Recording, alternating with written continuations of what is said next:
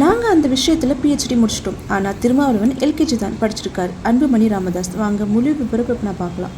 விடுதலை சிறுத்தைகள் கட்சியின் திருமாவளவன் அக்டோபர் 2ஆம் தேதி மது ஒழிப்பு மாநாட்டு நடத்தப்படும் நிலையில் அதிமுக மற்றும் தமிழக வெற்றி கழகம் உள்ளிட்ட கட்சிகளுக்கு அழைப்பு விடுத்துள்ளார்.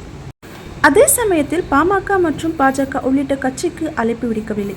இதற்கான காரணத்தை தற்போது அக்கட்சியின் துணை பொதுச் செயலாளர் எஸ் பாலாஜி கூறியுள்ளார்.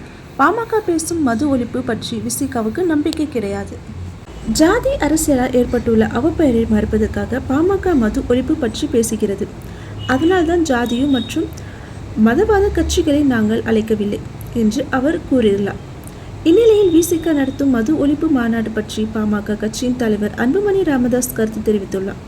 இது குறித்து அவர் என்ன சொல்லியிருக்காருன்னு பார்த்தீங்கன்னா, நாங்கள் மது ஒழிப்பு விஷயத்தில் பிஹெச்டி படித்துள்ளோம்.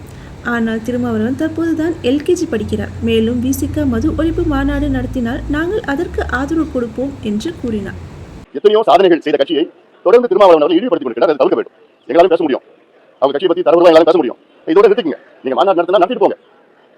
மது ஒழிக்கணும்னு எல்லாருடைய விருப்பம் தான். இந்தியாவில் மது ஒழிக்கின்ற ஒரு மாநாடோ ஒரு ஆர்ப்பாட்டமோ ஒரு கூட்டமோ யார் நடத்தினாலும் நாங்கள் அதை ஆதரிப்போம்.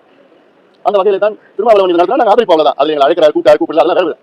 நாங்கள் யார் நடத்தினாலும் நாங்கள் ஆதரிப்போம். ஏன்னா இது எங்களுடைய எங்க கட்சியுடைய அடிமட்ட கொள்கை.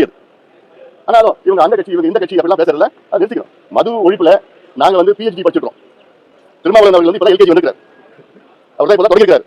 எங்க ஐயா கட்சி தொடங்குவதற்கு முன்பாகவே 1980 மது ஒழிப்பு கொள்கையை கடைபிடித்து வருகிறார்கள். எங்க ஐயாவால தான் இன்னைக்கு தமிழ்நாட்டில் அனைத்து கட்சி திருமாவளவன் கட்சியும் சேர்த்து திமுக அதிமுக அத்தனை கட்சிகளும் மது பற்றி பேசாத கட்சிகள் இன்னைக்கு மது விலக்கு கொள்கையை நாங்கள் கொள்கை ரீதியில் ஏற்றுக்கொண்டிருக்கிறோம் என்று அதுக்கு ஒரே காரணம் எங்களுடைய மருத்துவர் ஐயா அவர்கள் தான். தொடர்ந்து அவருடைய போராட்டம் ஆர்ப்பாட்டம் தான். அதனால ஒன்றும் தப்பு இல்லை. நாங்கள் எல்கேஜி படிச்சாலும் சரி எங்களுக்கு அந்த சமூக பொறுப்புணர்வு இருக்கிறது என்பது மக்கள் புரிந்து கொண்டால் போதும். பாமக விமர்சிக்கல, நாங்கள் எடுத்து வரவேற்று தான் பேசியிருக்காரு. ஆனால் பாமக பற்றி நான் சொல்லக்கூடிய கருத்தை அவர் கண்டிச்சிருக்காரு. அப்படி சொல்ல வைத்தது அவங்க தான். நாங்கள் சிதம்பரத்தில் நம்ம முதல்ல தேர்தல் நேரத்தில் மிகப்பெரிய வன்முறை நடந்ததுக்கு அவர்கள் தான் காரணம். ஆனாலும் கூட அதெல்லாம் விட்டுவிட்டு ஈழத்தமிழ் பிரச்சனைகளுக்காகவும் தமிழ்நாடு ஆகிய நலன்களுக்காகவும் தமிழ் பாதுகாப்பு இயக்கத்தை உருவாக்கணும். அதனுடைய தலைமையில் உருவாக்கப்பட்டது.